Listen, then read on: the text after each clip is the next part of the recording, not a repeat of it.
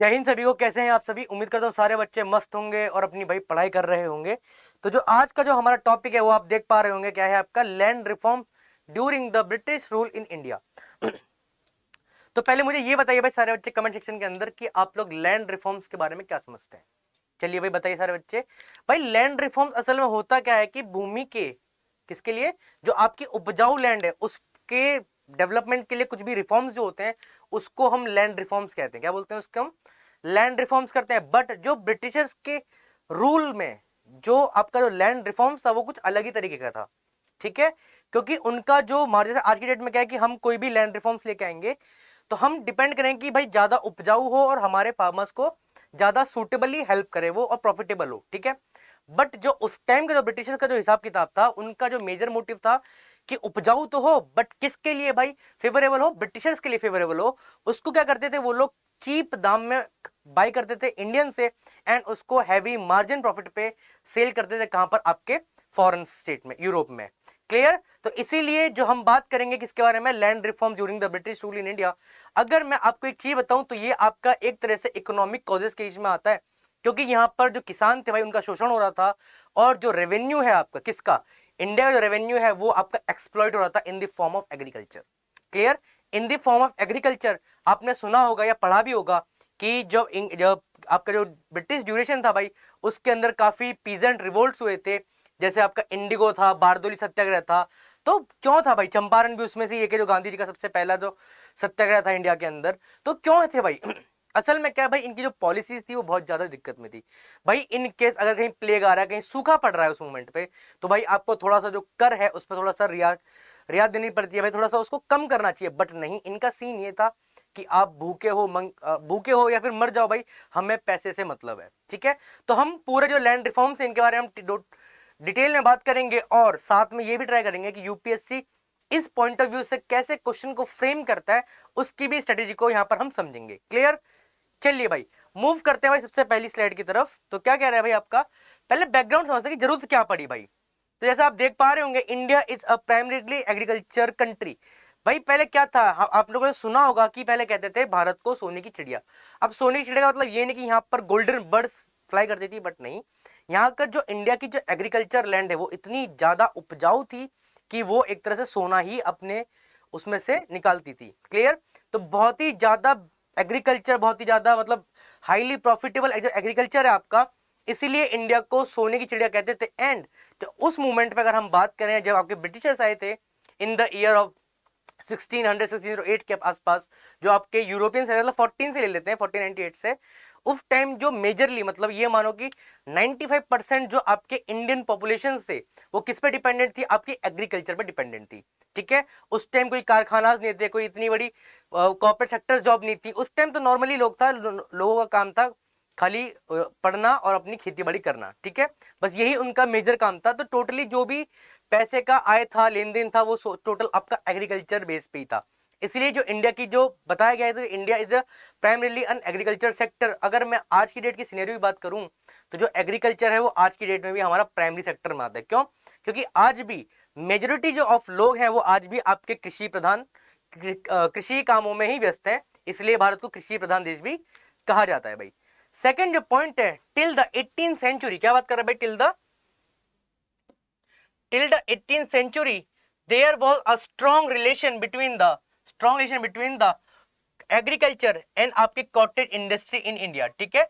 तो जब आपके 18th सेंचुरी में जो आपके एग्रीकल्चर है एंड जो आपके कॉटेज इंडस्ट्री है, इनके अंदर बहुत ही ज्यादा क्या था भाई, स्ट्रॉन्ग रिलेशन था। बट जब ड्यूरिंग द ब्रिटिशर्स आए थे भाई, इन्होंने ये जो आपकी जो रिलेशन है इसको क्या किया था, डिस्ट्रॉय कर दिया था भाई। थर्ड पॉइंट क्या है, by when Britishers came they destroyed this industry, ठीक है। कौन सी इंडस्ट्री? आपकी कॉटेज इंडस्ट्री को इन्होंने डिस्ट्रॉय कर दिया था।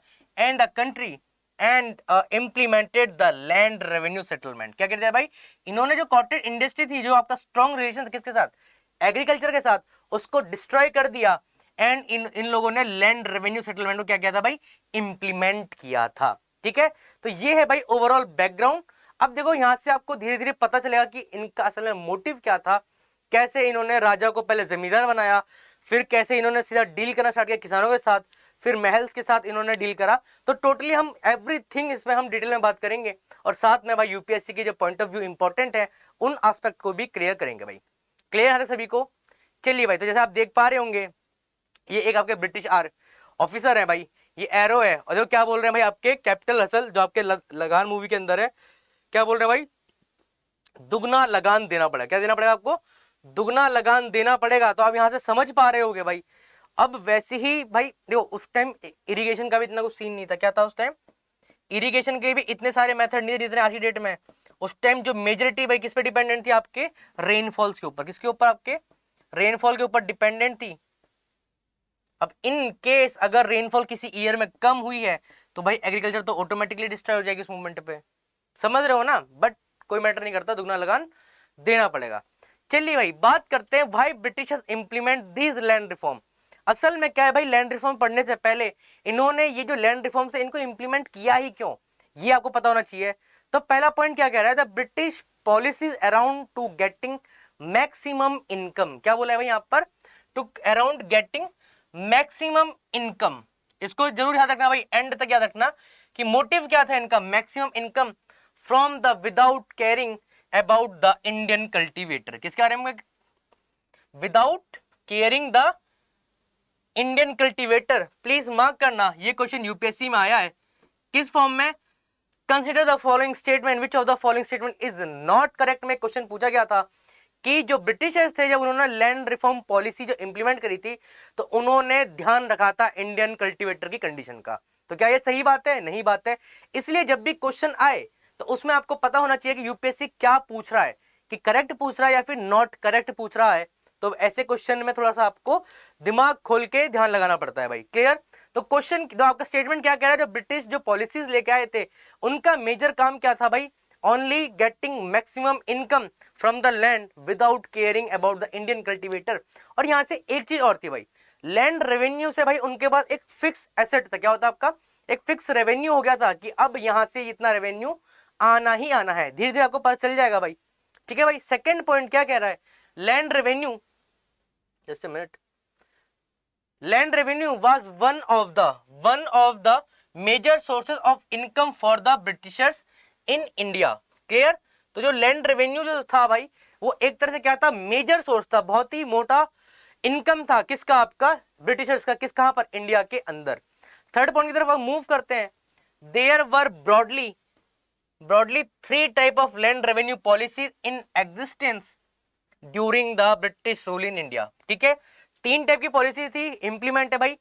कौन कौन सी? बार देख लेते हैं भाई। पहली थी आपकी जमींदारी सिस्टम, सेकंड आपकी महलवारी सिस्टम, थर्ड है आपका रोयतवारी सिस्टम। क्लियर?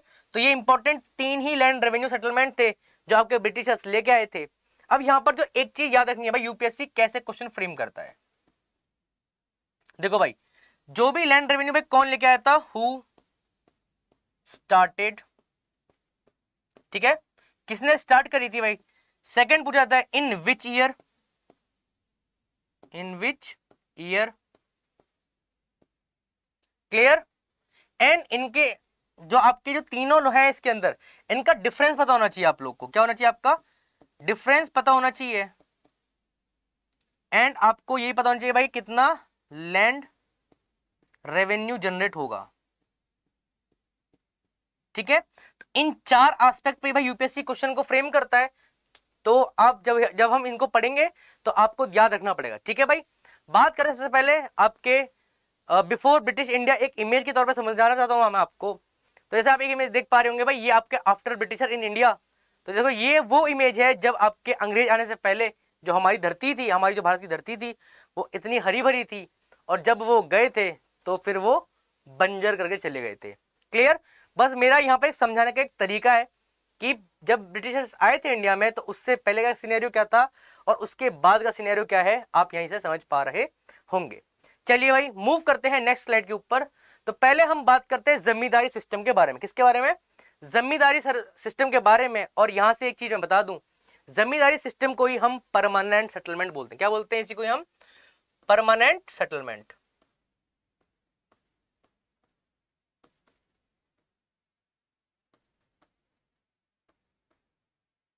अब यहां से आपको एक पास शब्द दिख रहा है भाई, जमींदारी मतलब जो जमींदार लोग हैं उनके रिगार्डिंग कुछ चीज होंगी यहाँ पर। तो जब भी कोई जो आपकी लैंड रिफॉर्म्स है ना, आपको उनके टर्म को समझना पड़ेगा, वहां से आपको मेजर अंडरस्टैंडिंग डेवलप होगी। जैसे जमींदारी है आपका, रोयत है तो रोयत का मतलब होता है किसान आपके, ठीक है। चलिए भाई बात करते हैं, तो पहले एक इमेज से आपको समझाता हूं असल में इसका सीन क्या था भाई, ठीक है। तो ये आपके ब्रिटिशर्स हैं भाई, ठीक है। तो इनको जो रेवेन्यू था वो कैसे आएगा भाई, जो आपका मिडिल मैन है, कौन मिडिल मैन कौन है भाई, यहाँ पर आपका जमींदार। कौन है आपका, जो जमींदार है आपका वो मिडिल मैन है। तो वो रेवेन्यू टैक्स कलेक्ट करेगा किसे, फार्मर से, और फिर किसको देगा, वो ब्रिटिशर्स को प्रोवाइड करेगा, ठीक है। तो जमींदार जो लोग थे उनका यही काम था, वो एज ए एक्ट करते थे मिडिल मैन, जिसको हम हिंदी में बिचौलिया भी बोलते हैं, कि जो भी किसान है भाई उनसे कर इकट्ठा करके अंग्रेजों को देना, वो काम था इसका जमींदार का। Clear. This system, the zamindari system was introduced by the Lord Cornwallis, important, in the year of 1793। Clear. तो लॉर्ड कॉर्नवालिस थे भाई जिन्होंने इंप्लीमेंट स्टार्ट किया था आपका जमींदारी सिस्टम, और जिसको हम परमानेंट सेटलमेंट भी कहते हैं भाई। सेकेंड पॉइंट क्या कह रहा है, also known as the permanent settlement system, ठीक है। जमींदारी सिस्टम को ही हम परमानेंट सेटलमेंट सिस्टम के नाम से भी जानते हैं भाई। थर्ड पॉइंट क्या कह रहा है, under the zamindari system the land revenue was collected from the intermediator known as जमींदार। क्या बोल रहा है भाई, आपके परमानेंट सेटलमेंट के अंदर जो आपका लैंड रेवेन्यू था उसको कलेक्ट कौन करते थे, आपके भाई इंटरमीडिएटर, मतलब कौन, आपके जमींदार। कौन, आपके जो बिचौलिया थे आपके, जिनको हम जमींदार के नाम से जानते हैं भाई। क्लियर। चलिए भाई फोर्थ पॉइंट क्या कह रहा है, द शेयर ऑफ गवर्नमेंट। अब यहां पर गवर्नमेंट किसकी बात कर रहे हैं भाई, आपके कंपनी की। किसकी बात कर रहे हैं हम, कंपनी के बारे में बात कर रहे हैं, जो आपकी ईस्ट इंडिया कंपनी है। In the total land revenue collected by the zamindar was kept as 10th by 11th and remaining go to zamindar. अब एक चीज समझो, सपोज करो 100 रुपए है, ठीक है, 100 रुपए का भाई 10 बाई जो 11th जो पार्ट है वो किसके पास होगा, वो जाएगा भाई ब्रिटिश के पास, ठीक है। और जो 1/11 पार्ट है वो किसके पास बच जाएगा, वो आपके जमींदार के पास जाएगा, जो एक पार्ट बचा है, ठीक है। तो जमींदार को भाई ऐसे रेवेन्यू जनरेट होता था। और ये समझो जो एक हिस्सा भी है ना भाई, वो भी बहुत बड़ा होता था, कितना, बहुत ह्यूज अमाउंट में होता था वो 1% हिस्सा भी भाई, ठीक है। तो 10/11 पार्ट था वो ब्रिटिश के पास जाता था, और जो 1/11 है वो आपके जमींदार के पास जाता था। ये इसका इंपॉर्टेंट क्लॉज है भाई, ठीक है भाई, समझ में आया। क्लियर। तो जैसे आप देख पा रहे होंगे, अब एक मैंने थे एक स्टेट के नाम से, तो कुछ रीजन होंगे भाई जमींदार के पास, तो एक एक पौधे को बड़े आराम से, आसाम है यहाँ पर, पंजाब है, राजस्थान है, तो उसको, और ये क्या है भाई, वाटर दे रहा है एज अ, क्या यहाँ पर रिव्यू का साइन है यहाँ पर, ठीक है। तो यहाँ समझ पा रहे होंगे कि वो हर एक, जो भी उसके पास, एक जमींदार के पास जो भी एक लैंड एरिया जिसको ब्रिटिशर्स देते होंगे भाई, उसको वो वहां से वो लैंड रेवेन्यू कलेक्ट करके किसको प्रोवाइड करता था, ब्रिटिशर्स को प्रोवाइड करता था। क्लियर। चलिए भाई नेक्स्ट पॉइंट क्या कह रहा है, the system was most prevalent, ठीक है। एक क्वेश्चन ये भी पूछा जाता है भाई, जो सिस्टम है भाई वो किस एरिया में प्रोमिनेंट था, या कहां कहां पर इंप्लीमेंट किया गया था। तो आपको पता होना चाहिए भाई, Bengal, Bihar, Banaras, division of north western province, clear, and आपके नॉर्दर्न कर्नाटक, ठीक है। इंपॉर्टेंट मार्क करना, ये भी आपके एग्जाम में पूछा गया है। क्लियर। क्या पूछा गया है भाई, आपके एग्जाम में पूछा गया है भाई, किसके बारे में, आपके जमींदारी सिस्टम के बारे में। तो ये कहां पर इंप्लीमेंट हुई भाई, बंगाल में इंप्लीमेंट हुई है, बिहार में इंप्लीमेंट हुई थी, आपकी बनारस में इंप्लीमेंट हुई थी। और एक चीज और अगर मैं बताऊं तो इसको एक नोट लिख लेना भाई, first land revenue settlement in east India, कहां पर, आपके ईस्ट इंडिया में। तो इंडिया का जो पूर्वी पार्ट है, कौन सा पार्ट है आपका, पूर्वी पार्ट है, वहां पर सबसे पहला सेटलमेंट कौन सा आया था भाई, आपका जमींदारी सेटलमेंट आया था। और इस पॉइंट को भाई मार्क करना, ये आपके यूपीएससी में ये स्टेटमेंट भी आई हुई है, किसके लिए, आपके परमानेंट सेटलमेंट के लिए। अब देखो भाई, बंगाल कहां पर है, आपके ईस्ट में है ना इंडिया के, बंगाल कहां पर, इंडिया के ईस्ट में है, इसीलिए जो ये फर्स्ट लैंड सेटलमेंट है आपका वो ईस्ट इंडिया के अंदर आया था भाई। क्लियर, यस और नो, यस और नो भाई। चलिए भाई, जमींदार वर रिकॉग्नाइज, देखो क्या बोला भाई यहाँ पर, zamindar were recognise as the owner of the land. Please important mark करना, ये स्टेटमेंट भी आपके यूपीएससी में पूछा गया है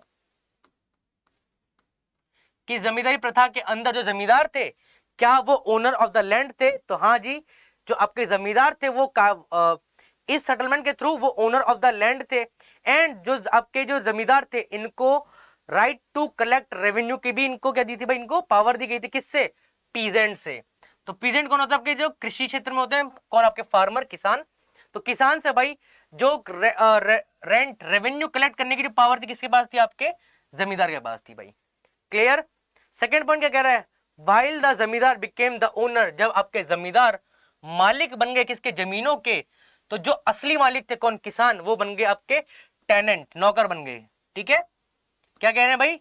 जब आपके जो जमींदार लोग थे जब वो जमीन के मालिक बन गए तो जो असली मालिक थे, जो किसान जो थे वो असली मालिक थे अपनी जमीन के, वो अब क्या बन गए थे? अब नौकर बन गए थे किसके? जमींदार के।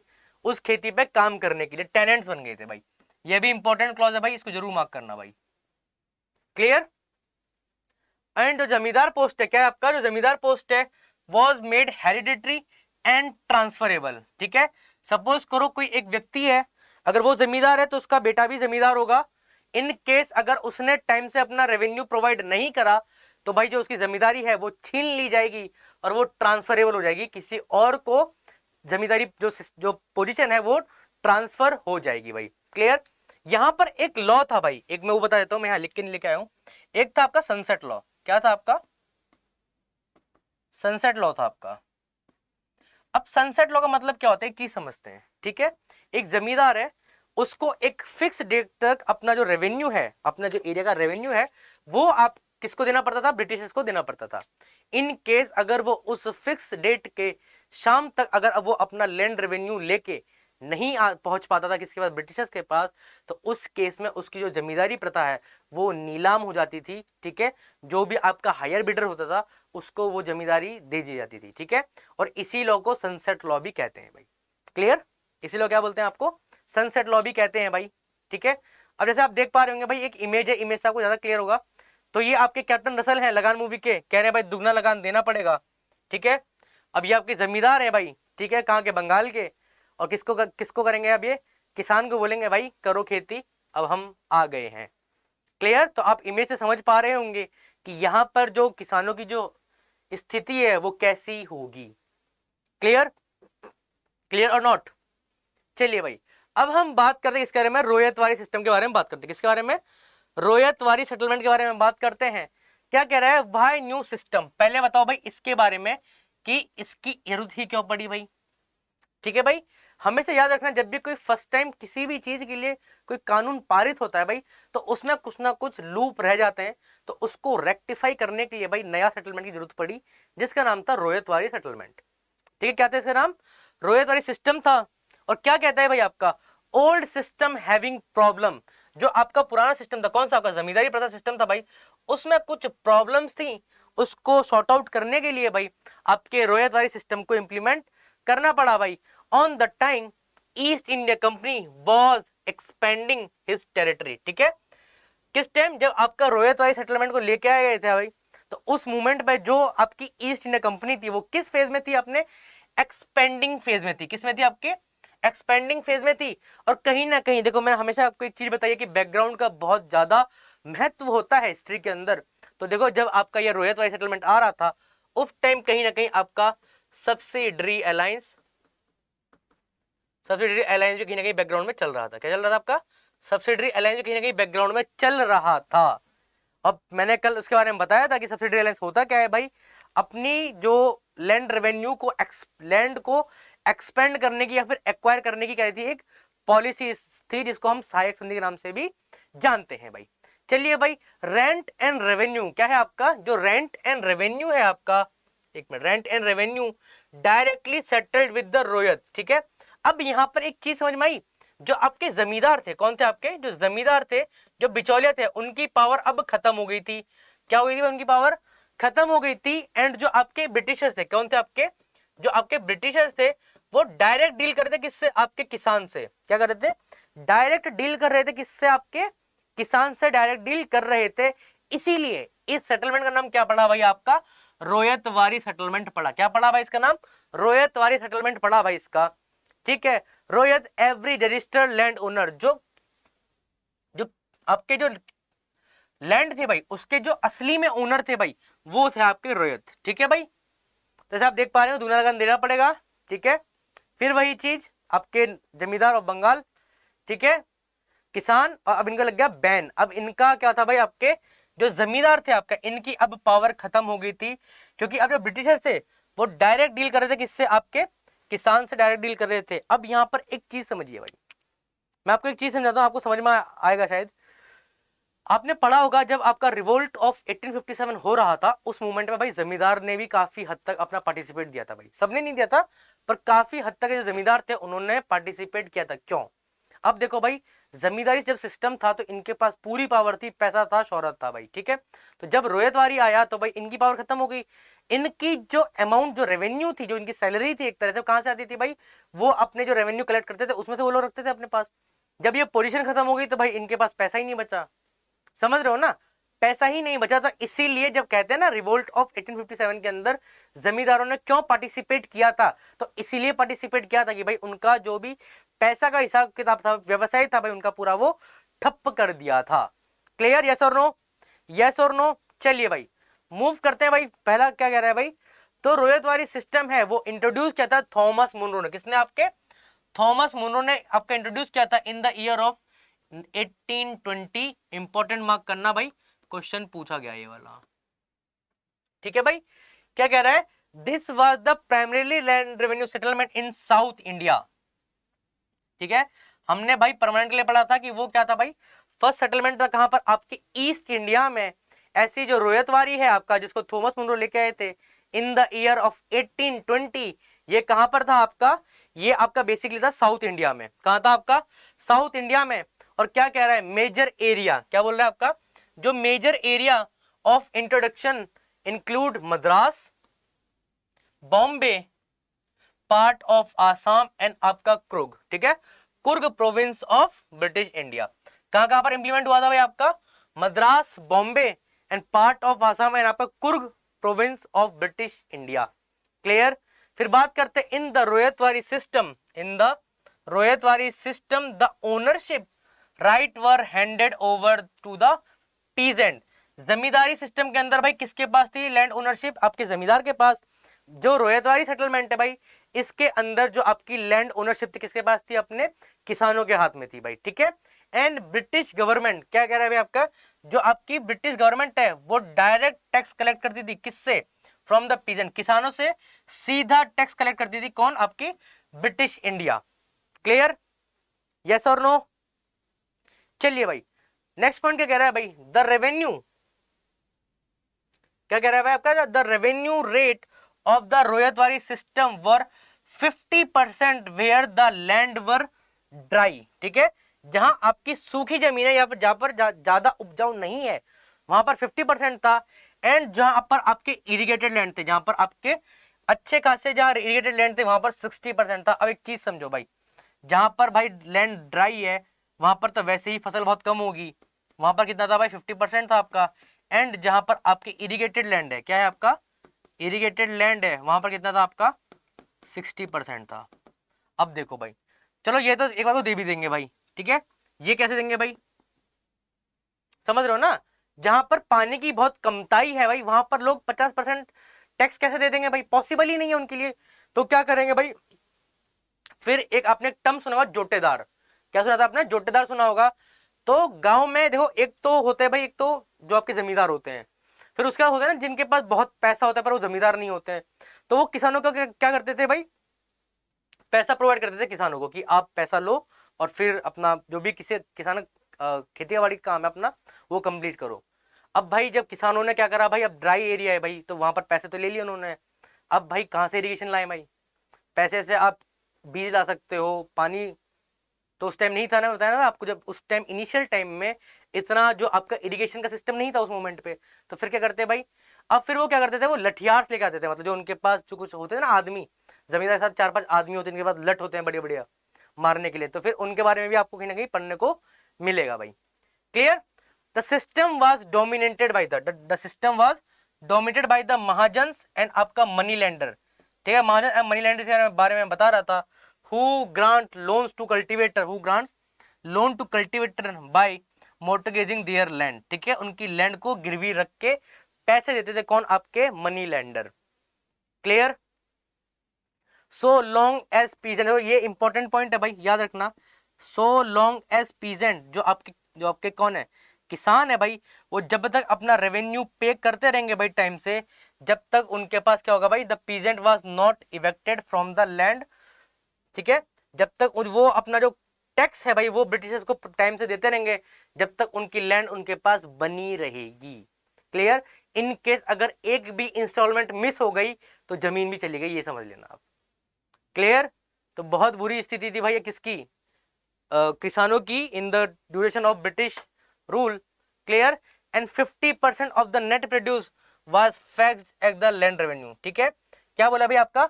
50% of the net produced by the fixed as a land revenue.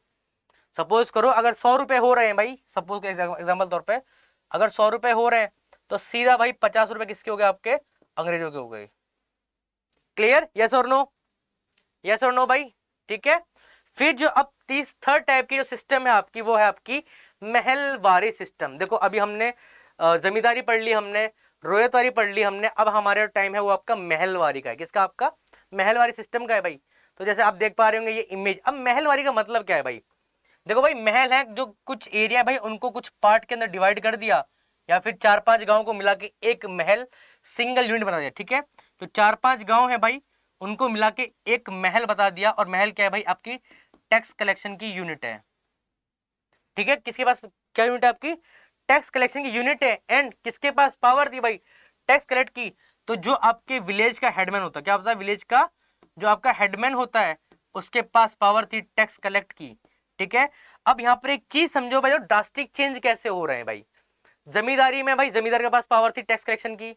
रोयतवारी में भाई किसके पास थी? आपके किसानों के पास पावर थी। किसान डायरेक्ट डील करते थे किससे? अपने ब्रिटिशर्स से। एंड महल के अंदर, महलवारी के अंदर जो आपके गांव का मुखिया, जो सरपंच होता है, प्रधान होता है भाई, उसके पास पावर थी कि वो टैक्स कलेक्ट करके किसको प्रोवाइड करेगा? ब्रिटिशर्स को प्रोवाइड करेगा। चलिए भाई मूव करते हैं। Mahalwari system was introduced in 1822 by the Holt Mackenzie. ठीक है, हॉल्ट मैकेंजी ने क्या किया था भाई? इसको इंट्रोड्यूस किया था। Later the system was reformed.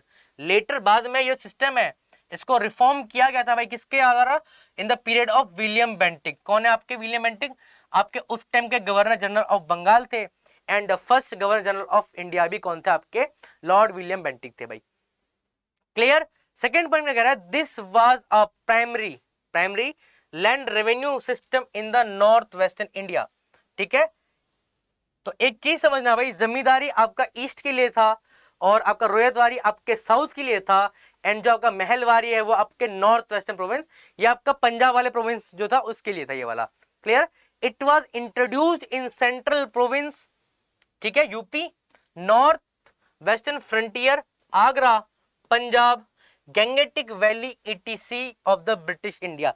तो इन एरिया के अंदर भाई ये लैंड रेवेन्यू इंप्लीमेंट हुआ था। सेंट्रल प्रोविंस आपका, नॉर्थ वेस्ट फ्रंटियर आपका, Agra, Punjab, Gangetic valley etc of the British India. Clear. In this system the land was divided into mahals. ठीक है, जो जमीन है भाई उसको महल्स के अंदर डिवाइड कर दिया गया था। एंड ईच महल, हर एक महल कंप्राइजेस द वन और मोर विलेज। ठीक है, जो आपका महल है वो एक से अधिक गांव को मिला के एक यूनिट, एक महल के तौर पे उसको बनाया गया था भाई। क्लियर। तो ये है भाई पूरा आपका महलवारी सिस्टम। क्लियर। फिर क्या कह रहा है भाई? अब ओनरशिप राइट के बारे में बात करते हैं भाई। यहां पर भी जो ओनरशिप राइट थी भाई किसके पास थी? आपके किसानों के पास थी भाई। किसके पास थी? आपके किसानों के पास थी ओनरशिप राइट। देखो भाई, देख पा रहे होंगे एक इमेज के तौर पे। ठीक है, द इंटायर विलेज, जो आपका पूरा विलेज है भाई, mahal was considered as a single unit for tax collection. जो पूरा एक गांव है उसको एक single unit of tax collection की फॉर्म में उसको गिना जाता था। एंड जो थर्ड पॉइंट है भाई, किसकी रिस्पॉन्सिबिलिटी थी? The village headman. किसकी? द विलेज हेडमैन और a village committee was assign to responsibility of tax collection. ठीक है, किसके पास पावर थी? आपके विलेज हेडमैन या फिर विलेज कमेटी के पास पावर थी, किसकी? टैक्स कलेक्शन की। किस सेटलमेंट के अंदर? महलवारी सेटलमेंट के अंदर। ठीक है, तो जो गांव में चौधरी होते हैं भाई, इनका यही काम था कि ये लोग क्या करेंगे भाई? टैक्स कलेक्ट करेंगे, टैक्स कलेक्ट करेंगे और किसको देंगे भाई? आपके ब्रिटिशर्स को देंगे।